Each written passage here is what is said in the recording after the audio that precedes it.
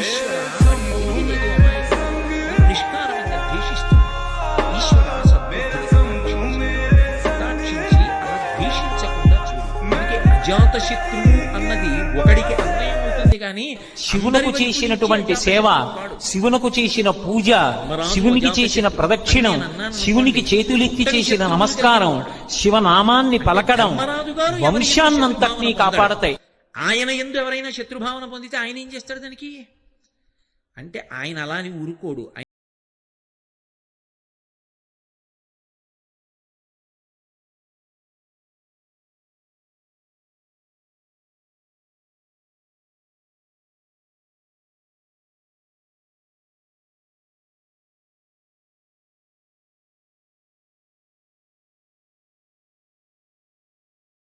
శివాయ గౌరీ వాడు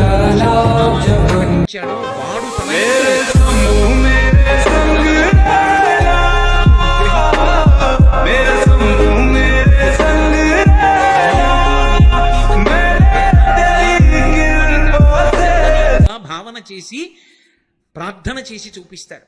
అందుకే ఆత్మవత్ సర్వభూతేషు యపశ్యతి సపశ్యతి. అలా ఎలా చూస్తావో అలా చూడడం నేర్చుకో.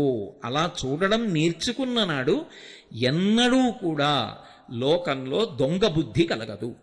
ఇంకొకరిది పుచ్చుకోవాలనేటటువంటి తాపత్రయం నీకు కలగదు. మీరు ఇక్కడ నన్ను ఒక మాట అడుగుతారు, నాకు బాగా తెలుసు. ఏమండి, దొంగతనం చెయ్యకూడదు చెయ్యకూడదు చెయ్యకూడదు అని మీరు అన్ని మాటలు చెప్తున్నారు. ఒకవేళ చేస్తే ఏమవుతుంది? అది చాలా మంచి సద్బుద్ధితో కూడినటువంటి ప్రశ్న. నేను దొంగతనం చేసి ఇంకొకరి సొత్తు నేను సంపాదిస్తే ఏమవుతున్నప్పుడు? ఇక్కడే శాస్త్రంలో ఒక అత్యంత గంభీరమైనటువంటి విషయం దాక్కుని ఉంటుంది. శ్రద్ధ నీకు కలిగి ఉంటే నువ్వు దొంగతనం చెయ్యవు. శ్రద్ధ లేకపోతే దొంగతనం చేస్తావు. శ్రద్ధ కలిగి ఉండడం అంటే మౌలికమైనటువంటి ధర్మ సిద్ధాంతాన్ని నువ్వు అంగీకరించి ఉండాలి. ఏమిటి మౌలికమైన సిద్ధాంతం? సనాతన ధర్మంలో మౌలికమైన సిద్ధాంతం, సనాతన ధర్మం అంతా దేని మీద ఆధారపడుతుంది అంటే పునర్జన్మ సిద్ధాంతం మీద ఆధారపడుతుంది. పునర్జన్మ సిద్ధాంతాన్ని నేను అంగీకరించాను అని చెప్పడమే బొట్టు పెట్టుకోవడం. బొట్టు ఎందుకు పెట్టుకుంటారంటే ప్రధానంగా నేను సనాతన ధర్మమునందు ప్రతిపాదింపబడిన పునర్జన్మ సిద్ధాంతమును అంగీకరించుచున్నాను. జీవుడు ఇవాళ ఈ శరీరంలో ఉన్నాడు. దీనికి కోటేశ్వరరావు అని ఒక పేరు. కానీ జీవుడు ఎల్లకాలం ఈ శరీరంలో ఉంటాడా? ఇంకొక 10 ఏళ్ళు ఉండొచ్చు, ఇంకో 15 ఏళ్ళు ఉండొచ్చు, మహా ఉంటే ఇంకో 20 ఏళ్ళు ఉండొచ్చు. ఆ తర్వాత ఇది విడిచిపెట్టేయాలిగా. భగవాన్ రమణులు అద్దె కొంప అంటూ ఉంటారు. అద్దె కొంపలో ఉన్నటువంటి వాడు ఎప్పుడో అప్పుడు ఇల్లు ఖాళీ చెయ్యాలిగా. అలా ఇదో అద్దె కొంప, దీన్ని ఖాళీ చేసేయాలిగా. నేను దీన్ని విడిచిపెట్టి వెళ్ళిపోవాలి. మోక్షం వచ్చేస్తుందన్నంత పేరాశ ఎలా చెప్పగలను? ఏమో, ఈ శరీరంలోంచి వెళ్ళిపోయిన తర్వాత వేరొక శరీరంలోకి ప్రవేశిస్తాను. వేరొక శరీరంలోకి ప్రవేశించిన జీవుడు వాడేగా. అప్పుడు ఆ జీవుడికి కూడా భార్యాబిడ్డలు ఉన్నారుగా, ఓ కుటుంబం ఉందిగా. అప్పుడు తాను కష్టపడి సంపాదించి తెచ్చిన దాన్ని ఇంకొకడు దొంగతనం చేసి తీసుకుపోతాడు. ఎందుకంటే ఇప్పుడు చేసిన కర్మ అప్పుడు ఫలితంగా అనుభవంలోకి రావాలి. ఎవడు చేసిన కర్మ వాడు అనుభవించకుండా తప్పదు, అనుభవించవలసిందే. అందుకే దేవీ భాగవతంలో వ్యాసుడు ఒక మాట అంటాడు, కాలోహి సతతం కర్త సతతం సుఖదుఃఖయో నరాణాం పరతంత్రాణం పుణ్యపాపానుయోగత అన్నాడు. నరాణాం పరతంత్రాణం, నరుడు పరతంత్రుడు, ఏమి చెయ్యలేడు. పుణ్యపాపానుయోగత, గత జన్మలలో నువ్వేం చేశావన్న దాన్ని లెక్క పెట్టేవాడు ఒకడున్నాడు. వాడు ఇక్కడే కూర్చొని చూస్తూ ఉంటాడు. వాడు అన్ని గుప్తంగా రాస్తాడు, చిత్రంగా కూర్చొని. అందుకని చిత్రగుప్తుడంటే ఎవడో కాడు, పరమాత్మయే. ఇప్పుడు ఆయన అన్నీ వ్రాసుకుంటాడు. వ్రాసుకుని ఉత్తర జన్మని ఇచ్చినప్పుడు నువ్వు గత జన్మలలో ఏం చేశావో దానికి సుఖాన్ని దుఃఖాన్ని ఇస్తాడు. ఇచ్చినప్పుడు దుఃఖాన్ని నేను తట్టుకోలేను, నేను ఎంతో కష్టపడి ఒక్క బంగారం గొలుసు నా కూతురికి చేయిస్తే ఆ బంగారం గొలుసు ఎవడో లాక్కుపోయాడు అనుకోండి మెడలోంచి, నేను ఎంత ఏడుస్తానో, నేను పూర్వజన్మలో ఒకరి మెడలో గొలుసు దొంగిలించినప్పుడు వాడు అంతే బాధపడ్డాడు. ఆ బాధ నేను అనుభవించవలసిందే. అది అనుభవించడానికి శరీరం ఇస్తాడు ఈశ్వరుడు. ఈ మాట మీరు చాలా జాగ్రత్తగా పట్టుకోవాలి. శరీరము దేని కొరకు వస్తుంది అంటే గత జన్మలలో చేసిన పాపపుణ్యములను సుఖదుఖముల రూపంలో అనుభవింప చెయ్యడానికి ఈశ్వరుడిచ్చిన ఉపకరణము. గతంలో నేను పాపం చేశాను, ఆ పాపం యొక్క ఫలితం అనుభవించాలంటే నేను ఏదో ఒక కుక్క మోకాలు మీద కొట్టాను, ఆ కుక్క మోకాలు 6 నెలలు బాధపడింది నడవలేక, ఆ బాధ ఇప్పుడు నేను అనుభవించాలి. కాబట్టి ఈ జన్మలో నాకు మోకాలు నిప్పి రావాలి, వచ్చి 6 నెలలు వైద్యుల చుట్టూ తిరగాలి, ఆ మోకాలు నిప్పితో నేను ఎంతో బాధపడాలి. ఈశ్వరుడు చెప్పి ఫలితాన్ని ఇవ్వడు, చాటు నుండి ఇస్తాడు. చెప్పి ఇవ్వడాయనేమి, నువ్వు ఇదిగో ఈ తప్పు చేశావో కోటేశ్వరరావు అందుకు నీకు ఈ ఫలితం ఇస్తున్నానో అండవు. శరీరం లేకపోతే నేను గతంలో కుక్కని కొట్టిన పాపం ఇప్పుడు ఎలా అనుభవించను? పాపము యొక్క ఫలితాన్ని అనుభవించడానికి శరీరం కావాలి, పుణ్యం యొక్క ఫలితాన్ని అనుభవించడానికి శరీరం కావాలి. గతంలో ఏదో పుణ్యం చేశాను, ఆ పుణ్యం ఇప్పుడు సుఖరూపంలో రావాలి, ఆ సుఖరూపంలో అనుభవించాలన్నా ఈ శరీరం ఉండాలి, పాపాన్ని దుఃఖరూపంలో అనుభవించాలన్నా ఈ శరీరం ఉండాలి. అందుకే సుఖదుఖముల రూపములో పాపపుణ్యములను అనుభవింపచేసి పాపపుణ్యములు క్షయమైపోయేటట్టుగా ఈశ్వరుడు అనుగ్రహిస్తూ ఉంటాడు. దీనికి ఆయన లెక్క పెట్టుకుంటాడు గతంలో చేసినవి. ఆయన లెక్క పెట్టుకుంటాడా అండి? ఆయన అలా చేస్తాడా అండి? ఆయనకన్నీ తెలుసా అండి? నీకే తెలిసుంటే 4 ముక్కలు ఆయనకి తెలియదని ఎలా అనుకుంటున్నావు? ఈశ్వరుడి మొదటి లక్షణం సర్వజ్ఞత్వం, అన్నీ తెలిసున్నవాడు, ఆయనకి తెలియనిదన్న మాట ఏం లేదు. అందుకంటాడు వ్యాస భగవానుడు, కాలోహి బలవాంకర్త సతతం సుఖదుఃఖయో నరాణాం పరతంత్రాణం పుణ్య పాపానుయోగత. నరుడు తప్పుకోలేడు, పరతంత్రుడు, అన్ని జీవుల చేత ఆయన అలా అనుభవింపచేస్తూ ఉంటాడు.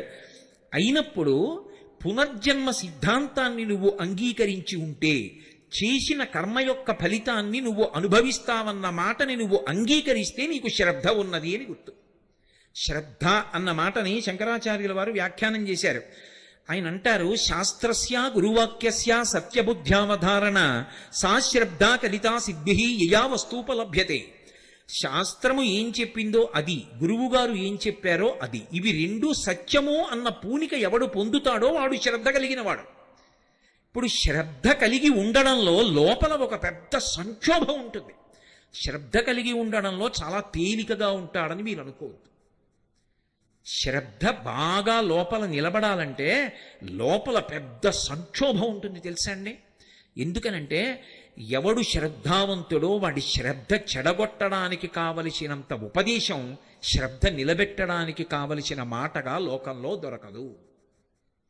నేను మీకు ఒక్క మాట చెప్పాలంటే, రామాయణంలో సీతమ్మ పతివ్రతయై రామచంద్రమూర్తియే నా భర్త, యోమే భర్తా సమే గురు దీనోవా రాజ్యహీనోవా యోమే భర్తా సమే గురు తం నిత్యమనురక్తస్వీ యథారూపాం సువర్చల అంది. దీనుడైనా రాజ్యహీనుడైనా నా భర్త నాకు గురువు, ఆయనే నాకు సర్వాధికుడు తప్ప రాజ్యహీనుడని 10 మాటలు అంటావే అంది. ఒప్పుకున్నాడా రావణుడు? అయ్యో మహాపతివ్రత అలా మాట్లాడుతోందని నమస్కారం పెట్టాడా? ఇన్ని పనికిరాని మాటలు చెప్పాడు ఆవిడ శ్రద్ధ పాడు చేయడానికి. స్వధర్మో రక్షసాం భీరు సర్వధైవన సంచేవ గమనం వా పరస్త్రీణాం హరణం సంప్రమధ్యమ ఇదం తే చారు సంజాతే యవ్వనం వ్యతివర్తతే యతతీతం పునర్నైతి శ్రోత శీఘ్రమపామివ ఏవం చైతదు కామాంతు నత్వాం రక్ష్యామి మైథిలీ కామం కామశరీరం మే యథా కామం ప్రవర్తితాం. అసలు విచిత్రం ఏమిటంటే, అవతల వారిలోని శ్రద్ధ పాడు చెయ్యడానికి చేసేటటువంటి ప్రసంగాలకి ఉన్నంత ఆకర్షణ శ్రద్ధ నిలబెట్టడానికి చేసే ప్రసంగంలో ఉండడం కష్టం. ఎందుకో తెలుసా? పాడు చేయడం తేలిక. అందుకే లోకంలో మోసపుచ్చడానికి ప్రసంగాలు చేయడానికి ఎక్కడైనా ఒక విద్యా కేంద్రం పెడితే వెంటనే దానికి అధ్యక్షుడిగా వేయవలసిన వాడు రావణాసురుడు. అంత అందంగా మాట్లాడతాడు. ఏమిటో బెట్టు చేస్తున్నావు, కాలంలో యవ్వనం పోతుంది, వెనక్కి వస్తుంది అనుకుంటున్నావా? నది ముందుకెడుతుంది, వెనక్కి రాదు. కాలంలో యవ్వనం పోతుంది. యవ్వనం పోతే నేను చూస్తానా, రాముడు చూస్తాడా? చెట్టు కింద అలాగే ఉండిపోతావు అన్నాడు. అలా భయపెట్టాడు. రాముడు ఉన్నాడనుకుంటున్నావా? ఉన్నా 100 యోజనముల సముద్రము దాటుతాడా? కాంచనలంకలోకి వస్తాడా? ఇన్ని కోట్ల మంది రాక్షసుల్ని వధించగలడా? నన్ను ఛేదించగలడా? నిన్ను పొందగలడా? ఎందుకు బెట్టు చేస్తావు, నా పాన్పు చేరన్నాడు. ఇన్ని మాటలు అన్నాడు. శ్రద్ధ పాడు చేయడానికి ఇన్ని మాటలు అంటాడు.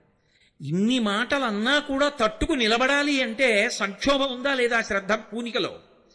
పైగా మీరు ఒకటి బాగా ఆలోచించండి. శ్రద్ధ అన్న ఒక్క మాట ఎంత గొప్పదంటే, అది ప్రతి క్షణం కూడా లోపల ఒక సంక్షోభానికి గురైపోతుంటుంది. ఒక ఆయన జీతం కూడా పుచ్చుకోకుండా ఉద్యోగానికి సెలవు పెట్టేసి ఋషిప్రోక్తమైన వాంగ్మయం మీద నమ్మకంతో ఆయన దాన్ని ప్రచారం చేస్తున్నాడు అనుకోండి. ఎందుకండి ఇలాగా? మీకు ఎంత పోతోందో తెలుసా? జీతం పోతోందా? సిపిఎఫ్ పోతోందా? గవర్నమెంట్ కాంట్రిబ్యూషన్ పోతోందా? ఇంట్రెస్ట్ పోతోందా? రిటైర్ అయ్యే వాళ్ళకి ఏమొస్తుంది? ఆ తర్వాత కాలో చెయ్యో వంగితే ఎవరు చేస్తారు? మీ కొడుకు చేస్తాడు అనుకుంటున్నారా? నాన్నగారు అందరిలా ఉద్యోగం చేస్తే ఎంత డబ్బు ఉండునండి. ఎందుకంటే అది పాడి చేశారు చూసారా ఎంత అవుతోందో వైద్యానికి ఒక్క మాట అంటే ఏమైపోతారు? ఎందుకండి ఇవన్నీ మీకు? మీరేం ఉద్ధరించేస్తారనుకుంటున్నారా సమాజాన్ని అని చెప్పేవాళ్ళు వందల సంఖ్యలో ఉంటారు. ఎవరో ఒక్కడుంటాడు భుజం మీద చెయ్యేసి నిన్ను కన్న తల్లి కడుపు పండింది లేవాయ్, ఆ మార్గంలో పో, ఈశ్వరుడు ఉన్నాడు నిన్ను చూస్తాడులే అంటాడు. శ్రద్ధ నిలబెట్టేవాడు ఒక్కడుంటాడు, శ్రద్ధ పాడు చేసేవాళ్ళు వందల మంది ఉంటారు. శ్రద్ధ నిలబెట్టడానికి సంక్షోభం ఉంటుంది. నాకు అక్కడ ఎదురుగుండా ఓ 10 లక్షల విలువ చేసే బంగారు కంకణం దొరికిందనుకోండి, అది నేను జేబులో వేసుకోకుండా వెళ్ళిపోవాలి అంటే ఏదో నా ఉపన్యాసం చెప్పేసినంత తేలికేం కాదు. అలా వెళ్ళిపోతుంటే మెట్ట వేదాంతం అంటారు. ముందే సిద్ధాంతం వస్తుందంటే ఈశ్వరుడు నిన్ను అనుగ్రహించాలనే ఆ కంకణం అలా పెట్టాడు, తీసుకో. ఎవరు చెప్పారు దొంగతనమని? నీకు ఇవ్వాలనుకున్నాడు కాబట్టి అక్కడ నీకు కనపడేటట్టు చేశాడు. బుద్ధిహీనుడా వదిలిపెడతామే అంటుంది. అంత తేలిక అనుకోకండి. ఒకవేళ వదిలి వెళ్ళిపోయాడు అనుకోండి, తీరా ఇంటికి వెళ్ళి ఏమో వాడెవడో కాకినాడ నుంచి వచ్చి అంటున్నాడు కదా పాపం, ఎందుకని కంకణం వదిలేశాని అన్నాడు అనుకోండి. ఇలా తగలబెట్టే కదా సంసారం ఇలా చేశారు అన్నారు అనుకోండి, ఏమైపోతాడు? శ్రద్ధ అంత తేలిక కాదు సుమండి. మీకు ఇక్కడ ఎదురుగుండా కనపడుతున్న కంకణం ఎత్తుకుపోతే 10 లక్షలు వస్తుంది. కంకణం విడిచిపెట్టేస్తే ఏమొస్తుంది? ఈశ్వరానుగ్రహం వస్తుందని నేను అంటున్నాను. ఏమిటి నమ్మకం? ఏమైనా సాక్ష్యం ఉందా? శాస్త్రము సాక్ష్యం, గురువాక్యం సాక్ష్యం. శాస్త్రమునందు గురువాక్యమునందు ప్రబల విశ్వాసంతో మీకు కంటి ముందు కనబడుతున్న భోగాన్ని విడిచిపెట్టి మనసు యందు ఆ శాస్త్రమునందు నమ్మకంతో బతకగలగాలంటే ఎంత శ్రద్ధ ఉండాలి? అది గొప్ప. అది సంతరించుకోగలిగిన వాడెవడో వాడు మనుష్యుడు. వాడు మిగిలిన వాళ్ళకన్నా ఎంతో పైకిక్కి నిలబడినవాడు. అందుకన్నారు శంకర భగవత్పాదులు, శాస్త్రస్య గురువాక్యస్య సత్యబుద్ధ్యావధారణ సా శ్రద్ధ కదితా సిద్భి యా వస్తూపలభ్యతే. ఏ మహాపురుషుడు మాట్లాడినా శ్రద్ధ గురించి మాట్లాడతాడు. అందుకే షిరిడీ సాయిబాబా గారి సిద్ధాంతాల్లో ప్రధాన సిద్ధాంతం కూడా శ్రద్ధ. అందుకే ఆ శ్రద్ధ యందు ఊంచుకోగలిగితే, ఆ సంక్షోభాన్ని మనసులో తట్టుకోగలిగితే ఏమీ కాదు. నాకు పరమేశ్వరుడు ఉన్నాడు, ఆయన నన్ను ఆదుకుంటాడు. ఆయన అనుగ్రహం నేను పొంది ఉండగా నన్ను చెనకగలిగిన వాడెవరు? నాకేమి అటువంటి విపత్కర పరిస్థితి రాదు. నేను హాయిగా భగవంతుడి గురించి రమించి చెప్పుకుంటూ ఉండగా నా గుండె ఆగిపోతుంది. ఏ కుర్చీలో కూర్చుని ప్రవచనం చేస్తున్నానో ఆ కుర్చీలోనే నా శరీరత్యాగం చేస్తాను తప్ప నేను బెంగ పెట్టుకుని మంచం ఎక్కి పడిపోవలసిన అవసరాన్ని ఈశ్వరుడు నాకు కల్పించాడు. నేను ఆయనని నమ్మి ఉండగా ఆయన నన్ను పాడు చేస్తాడా? ఒక్కనాటికి పాడు చేయడు. కాబట్టి నాకు ధర్మం ఒక్కటే కావాలి, నాకు శాస్త్రము కావాలి, నాకు గురువు గారు కావాలి, నాకు ఈశ్వరుడు కావాలి. ఇది శ్రద్ధ. దొంగతనాన్ని గెలవడానికి కావలసినది ఏది అంటే శ్రద్ధ కావాలి. ఇది చాలా అవసరం. తనకి కడుపులో ఆకలేస్తున్నా ముట్టుకోకుండా ఉండాలంటే దేనికి కట్టుబడి ఉండాలండి? రంతిదేవుడు కడుపు మండిపోతూ ఉంటే కొన్ని రోజులుగా అన్నం లేకపోతే వచ్చిన అన్నం ఇలా తినబోతుంటే వచ్చి అడిగితే పెట్టేశాడు. మంచినీళ్ళు ఒకటే తాగబోతున్నాడు, అప్పుడు కూడా వచ్చి పుచ్చేసుకున్నాడు. ఎవరో వచ్చి అయ్యా దాహంగా ఉంది ఇవ్వండి అన్నాడు. ఆయన మంచినీళ్ళు ఒకటే ఉన్నాయి అనలేదు. అది పోతనగారి పాండిత్యం. అన్నము లేదు, కొన్ని మధురాంబువులున్నవి త్రావుమన్నా అన్నాడు. అయ్యయ్యయ్యో, ఇంత దాహమేస్తోందంటే, ప్రాణాలు గతులు తప్పిపోతున్నాయంటే అన్నం తినే నాళ్ళయిందో నువ్వు. ఆయన రంతిదేవుడు తిని చాలా రోజులైంది. అన్నం తిని ఎన్నాళ్ళైందో తిందామంటే ఎవడో వచ్చాడు పెట్టేశాను, నీళ్ళు కూడా తాగనివ్వమా అనలేదు ఆయన. అన్నము లేదు, నీకు అన్నం పెట్టడానికి అన్నం లేదయ్యా, కొన్ని మధురాంబువులున్నవి, తీయటి నీళ్లున్నాయి త్రావుమన్నా. తాగవయ్యా. సకల శరీరధారులకు మేలునరించిన శరీరం ఉన్న వాళ్ళకు ఉపకారం చేస్తే ఇంకా అంతకన్నా కావలసింది ఏముందయ్యా ఈ శరీరానికి, తాగేయి అన్నాడు. అప్పుడు దేవతలందరూ వచ్చి నిలబడ్డారు. ఏమి శ్రద్ధ అనేది, ఏమి అద్భుతం! ఎంత నమ్మకం శాస్త్రం మీద, ఎంత నమ్మకం గురువు మీద. రా, నిన్ను అనుగ్రహిస్తున్నాం అన్నారు. ఇది సనాతన ధర్మం అంటే. దొంగతనాలు అరికట్టండి అంటే మీరు కర్రలతో మోది ఎక్కడ ఆపగలరు? శ్రద్ధ చేత ఆపగలరు. అందుకే ధర్మం ప్రబోధము, ధర్మ ప్రచారము, ధర్మమునందు పూనిక లోకంలో ఎటువంటి ఉపద్రవాన్నైనా సరే ఆప్చేసేస్తాయి. అందరూ సద్బుద్ధితో ఉన్నారనుకోండి, అందరూ శ్రద్ధావంతులు అయ్యారనుకోండి, నాకెందుకు, నేను పుచ్చుకోను, ఎందుకంటే పునర్జన్మలో నేను బాధపడాలి. కంచికామకోటి పీఠాధిపత్యం వహించిన మహాపురుషులు, అపర శంకరులు, పరమశివావతారులు, సన్యాస ధర్మాన్ని 100కి 100 పాళ్ళు పాటించిన మహాపురుషులు, ప్రాతస్మరణీయులు. చంద్రశేఖరేంద్ర సరస్వతి మహాస్వామి వారు ఒకప్పుడు దేశాంతరంలో పర్యటన చేస్తుంటే శుద్ధ పల్లెటూరులో ఉన్నారు. ఆయన పల్లెటూరులో ఒక పాకలో కూర్చుని అనుష్ఠానం చేసుకుంటూ విదేశాల నుంచి వచ్చినటువంటి ఒక వనిత వచ్చి గడపకి అవతల వైపు నిలబడింది. నిలబడి ఆవిడ ఒక ప్రశ్న వేసింది. ఆవిడంది, పునర్జన్మ సిద్ధాంతము సత్యము అని మీరు నిరూపించగలరా అంది. ఆయన నవ్వి ఏమీ మాట్లాడలేదు. ఆవిడ అలాగే నిలబడింది. ఒక అరగంట పోయిన తర్వాత ఒక అంతేవాసిని పిలిచారు. ఇక్కడికి దగ్గరలో ఒక ప్రసూతి కేంద్రం ఉంది, ఈవిడిని ఇవాళ అంతా వెళ్ళక్కడ కూర్చోమ్మనండి, రేపు ఉదయం 10 గంటలకి నా దగ్గరికి రమ్మనండి, ఎక్కడెక్కడ ఎవరికి ఏ పిల్లలు పుట్టారో వ్రాసుకుని రమ్మనండి అన్నారు. ఆవిడికి అర్థం కాలే నేను అడిగిన ప్రశ్న ఏమిటి, ప్రసూతి కేంద్రం ఏమిటి అని. ఆవిడ వెళ్ళి కూర్చుంది. మర్నాడు 10 గంటలకు వచ్చింది. ఏమైందో చెప్పమను అన్నారు. ఆ హాస్పిటల్లో ఉన్నవి 10 గదులు, అందులో 4 మంచి శీతల గదులు అంటే ఏసీ రూమ్స్, 6 సామాన్యమైన గదులు. నిన్నను 10 గదుల్లోకి 10 మంది ప్రసవ వేదన పొందుతున్నటువంటి ఆ స్త్రీలను తీసుకొచ్చారు. అందులో మహదైశ్వర్యవంతులైనటువంటి వాళ్ళు 2, వాళ్ళకి కొడుకులు పుట్టారు. మంచి అధికారంలో ఉన్న వాళ్ళు 2, వాళ్ళకి 2 కొడుకులు పుట్టారు. పుడుతూనే వాళ్ళు రోహిణీ కార్తెలో ఏసీ రూమ్స్లో ఉన్నారు.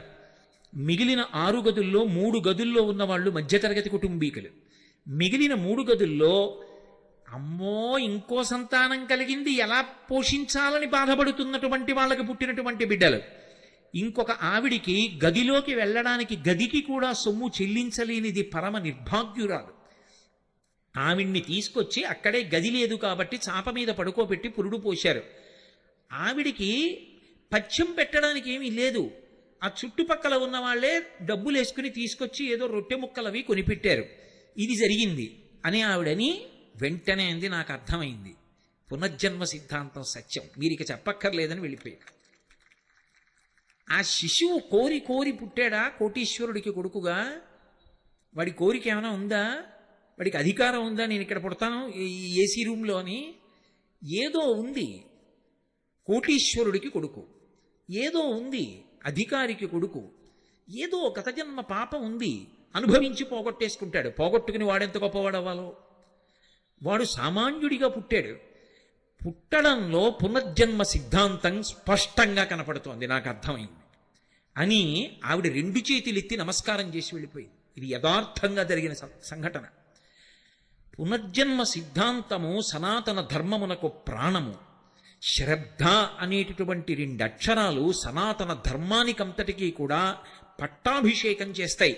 అసలు ఇన్ని ప్రవచనాలు చేయడం దేనికోసం, ఇన్ని గ్రంథాలు చదువుకోవడం దేనికోసం, భగవంతుడు ఉన్నాడు అని నమ్మడం దేనికోసం అంటే ఆ శ్రద్ధ అన్న మాట కోసం.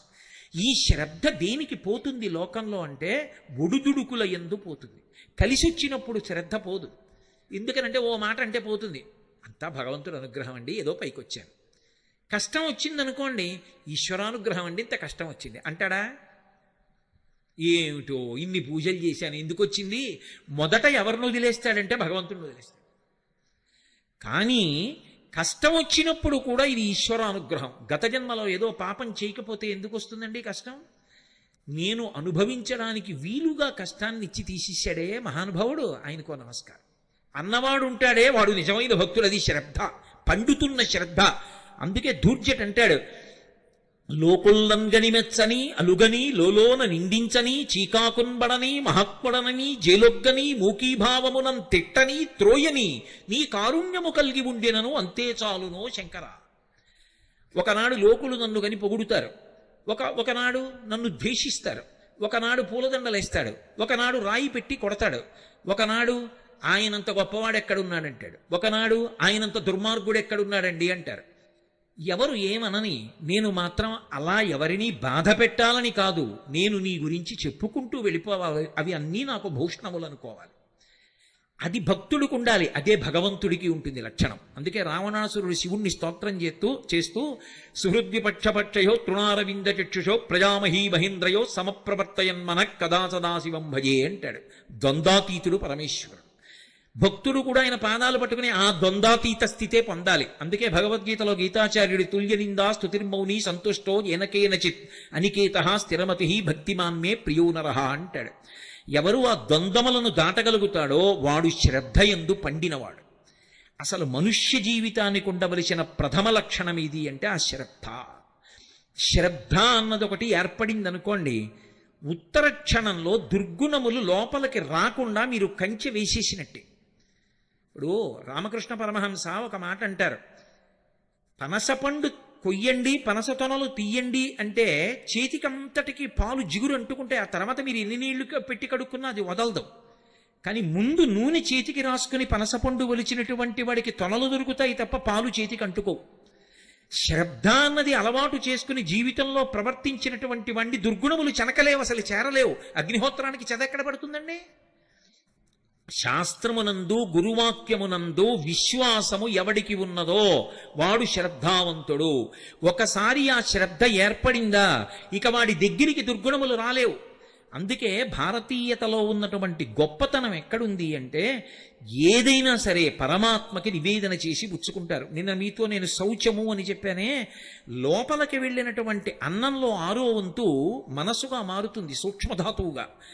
అందుకే అన్నం తినేటప్పుడు కూడా దానికి అంత శౌచ్యం ఇచ్చి తీసుకుంటారు, ఎందుకంటే శ్రద్ధ పాడైపోకూడదు తిన్న అన్నం వల్ల. అందుకే ఇది న్యాయార్జితాహారము, భగవదర్పితాహారము, మితాహారము, సాత్వికాహారము, ఇన్ని నియమములు కలిగినటువంటి ఆహారాన్ని పుచ్చుకుంటారు తప్ప ఎక్కడ పడితే అక్కడ ఏ ఆహారం పడితే ఆ ఆహారం పుచ్చుకోకుండా ఉండడానికి కారణం అది లోపలికి వెళ్ళి 6వ వంతు మనసైన తరువాత శ్రద్ధకించి భంగం అయిందనుకోండి, దానివల్ల ధూర్తచేష్టితాన్ని చేస్తే జీవుడు పాడైపోతాడు. లలితా సహస్రనామ స్తోత్రానికి భాస్కరరాయల వారు వ్యాఖ్యానం చేశారు. ఆయన చేయడం ఏమిటి, అమ్మవారు చేయించింది ఆయనలో దూరి. చేయించినప్పుడు ధన్య అని ఒక నామం, దానికి వ్యాఖ్యానం చేయించారు. మనసు అస్తమానం ఐశ్వర్యం మీదే ఉండిపోయిందనుకోండి, దాని లక్షణం ఏమిటంటే దేని మీద ప్రీతి ఉందో ఆఖరి ఊపిరిలో దాన్ని స్మరిస్తుంది. మనసుకి కదలిక ఉంటుంది. ఆ కదలిక దేని మీద అంటే ఊపిరి మీద ఆధారపడుతుంది. అందుకే పూజ చేసేటప్పుడు ప్రాణాయామం చేయిస్తారు. ఊపిరి నిలబడితే మనసు నిలబడుతుంది, మనసు నిలబడితే ఉపచారంలో ఈశ్వరుణ్ణి చూస్తారు. ఇప్పుడు ఆఖరి ఊపిరిలో ఆఖరిసారి కదిలినప్పుడు దేని మీద ఎక్కువ ప్రీతి ఉందో దాన్ని పట్టుకుంటుంది. ఇప్పుడు శ్రద్ధ లేదనుకోండి, ఊళ్ళో ఉన్నవన్నీ తెచ్చి ఇంట్లో పెట్టాడు అనుకోండి, దొంగతనాలు చేసి దాని మీదే మనసు పెట్టుకుని వెళ్ళిపోయాడు అనుకోండి, తిరియక్కైపోతాడు. కోట్ల జన్మలు భూమికి అడ్డంగా ఉంటుంది వెన్నుపాము, నిలువుగా పెరగడం. అందుకే సనాతన ధర్మంలో దేవతలు కొండల మీద కూర్చుంటారు. ఎందుకు కొండల మీద కూర్చుంటారంటే వాళ్ళకేం సరదా పుట్టి కాదు. ఉత్ అంటే ఇలా తల ఎత్తి చూడాలి, అధిరోహించాలి, పైకెక్కాలి. జీవితంలో నువ్వు పైకెక్కితేనే పరమేశ్వరుణ్ణి చేరగలవు. నువ్వు ఊర్ధ్వముఖ చలనం చెయ్యాలి. సామాన్య ధర్మాలు గట్టిగా పట్టుకోవాలి, పట్టుకుంటేనే ఉంచుకోగలుగుతావు. ఇప్పుడు దొంగతనానికి అలవాటు పడిపోయి దొంగతనమే చేశాడు అనుకోండి, ఇక్కడ సంతోషంగా ఉన్నట్టుగా ఉంటుంది, కానీ ఎంతకాలం అనుభవిస్తావు ఈ శరీరంతో? ఏదో కొంతకాలం, ఓ 50 ఏళ్ళు, ఓ 60 ఏళ్ళు, ఓ 70 ఏళ్ళు. ఆ తర్వాత ఓ విచిత్రం ఉంటుంది, ఇది భోగాన్ని అంగీకరించదు. అదో విచిత్రం. మోహముద్గరంలో భజగోవింద స్తోత్రంలో శంకర భగవత్పాదులు అంటారు, వయసి గతే కక్కామ వికార శుష్కే నీరే కక్కాసార క్షీణే విత్తే కప్పరివారో జ్ఞాతే తత్వే కస్సంసార. ఇది విరక్తి చెంది ఇది నేను పుచ్చుకోననేంత వరకు నీ అంత నువ్వు పుచ్చుకోవడం మానకపోతే పాడైపోయావని గుర్తు. వయసి గతే కక్కామ వికార, వయసు అయిపోతోందనుకోండి కామవికారం పోతుంది. వయసైపోయిన తర్వాత కామవికారం పోవడం కాదు, వయసులో ఉండగా సాధన చేత కామమును ధర్మంతో ముడేయడం నీకు రావాలి. శుష్కే నీరే కక్కాసార, నీరు ఎండిపోతే చెరువు అందరూ ఎండిపోయిన చెరువు అంటారు. అలా పటుత్వం తగ్గిపోయిందనుకోండి శరీరంలో, ఎన్ని మధుర పదార్థాలు ఎదురుగుండా ఉంటే మాత్రం నీ శరీరం పుచ్చుకుంటుంది, శరీరం పడిపోతుంది. అది తీసుకోకూడదు అప్పుడు. అందుకే అహమన్నమన్నాదో అంటుంది అన్న సూక్తం. అన్నం అంటే మనని పోషించున్నది, మనము తినునది, మనని తినునది. రెండర్థాలు. అన్నం మనం తింటాం కొంతకాలమే, ఆ తర్వాత అది మనని తినడం మొదలెడుతుంది. ఏమండి మీకు మధుమేహం వచ్చింది తినకండి అంటారు. తినకండి అన్నది తిన్నాడు, అది విషం, అది తినేస్తుంది మనిషిని.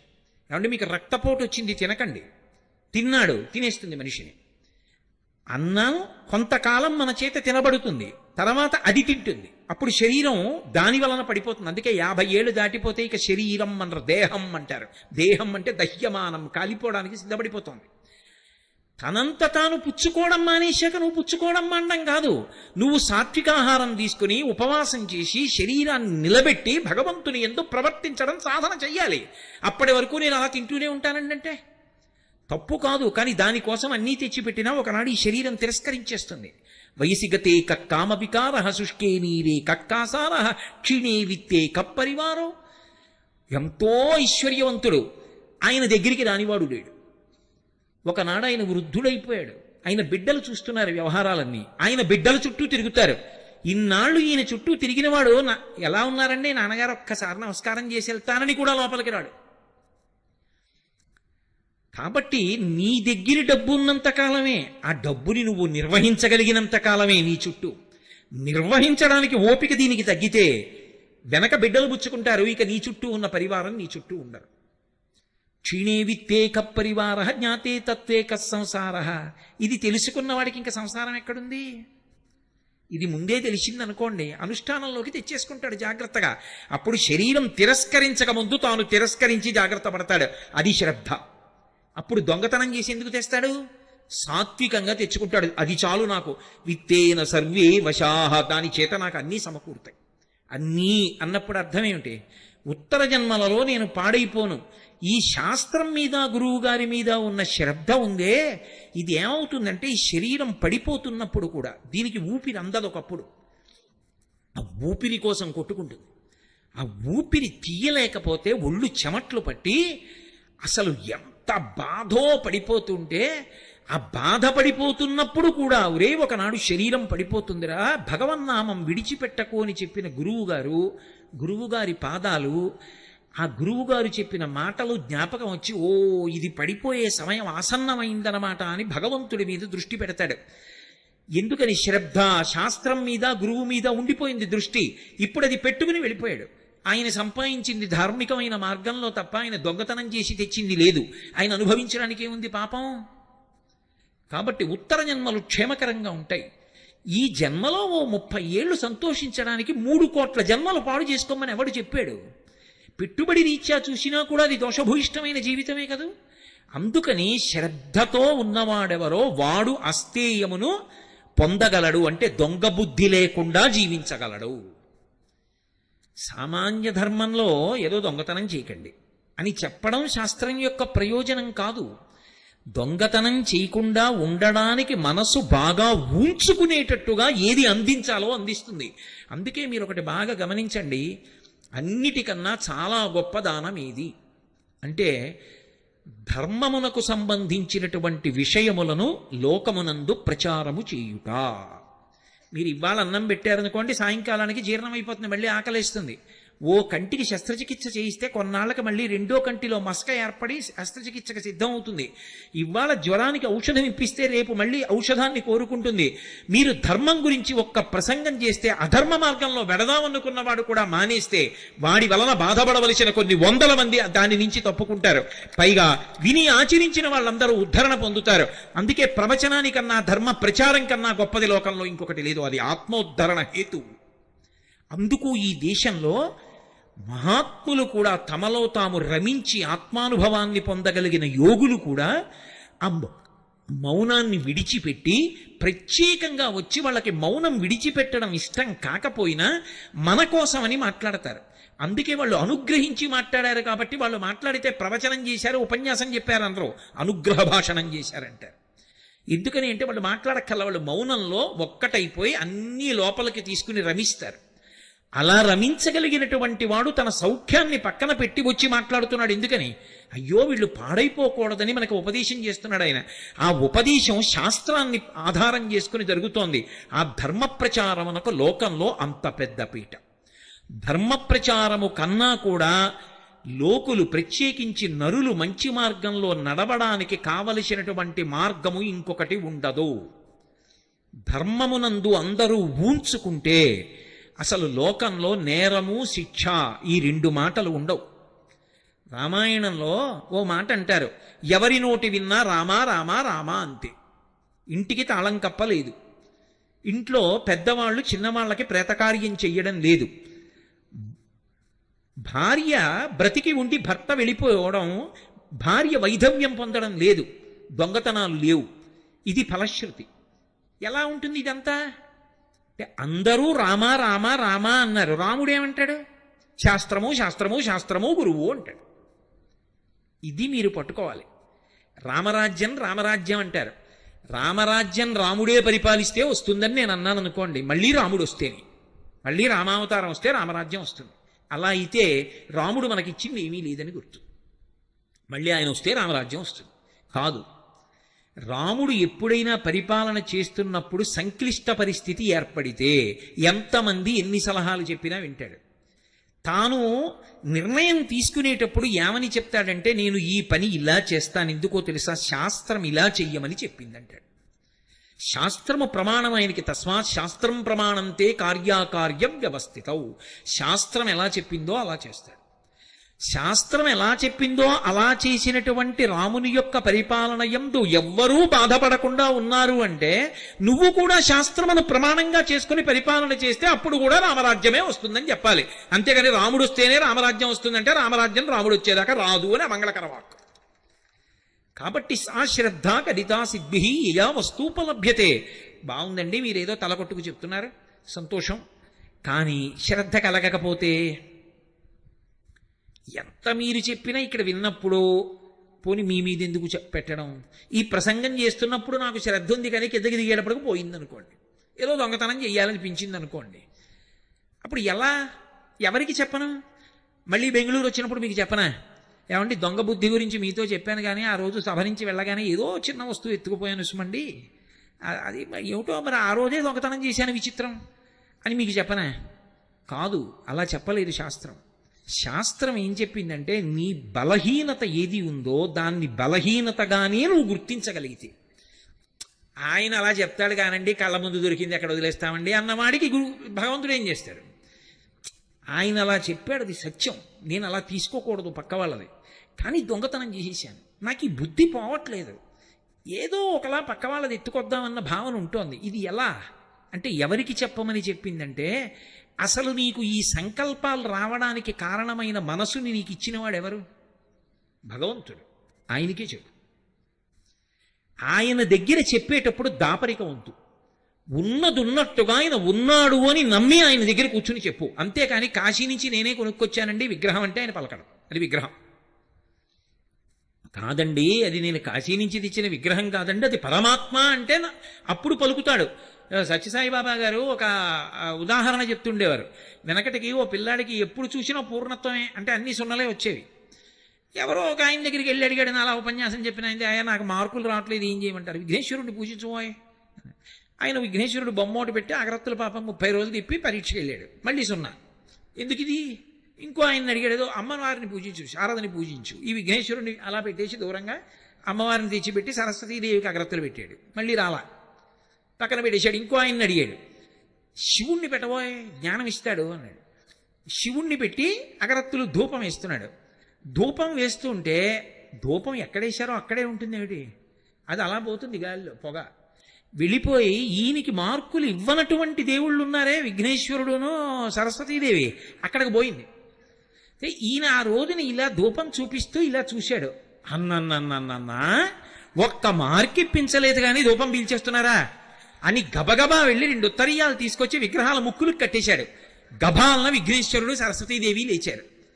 లేచి ఒరే నిన్ను అనుగ్రహించామన్నారు. ఆయన తెల్లబోయిదేడి, ధూపం వేస్తే నాకు ఎప్పుడూ పలకలేదు, ముక్కులు కడితే పలికేదేమిటన్నాడు.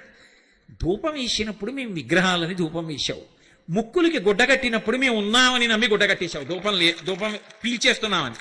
మేము ఉన్నామని నువ్వు నమ్మితే కదరా మేము అనుగ్రహించాము. మేము విగ్రహాలంటే నిన్నెలా అనుగ్రహించాం? విగ్రహంగానే ఉన్నాం. ఇవాళ ముక్కు గుడ్డ కట్టావు, మేము ఉన్నామని నమ్మావు. ఏ భావనతో కట్టావు? ఉన్నామని నమ్మావు, చాలు ఉన్నాం పలికాం. ఇచ్చి సంభో విద్య.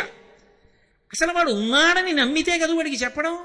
నేను కాశీ నుంచి తెచ్చిన విశ్వనాథుడు అండి, తిరుపతి నుంచి తెచ్చిన వెంకటేశ్వర స్వామి విగ్రహం అండి, నేను ఏదో కంచి నుంచి తెచ్చిన అన్నపూర్ణ కామాక్షి విగ్రహం అండి, ఇవన్నీ నీ తెచ్చిన విగ్రహాలేనండి.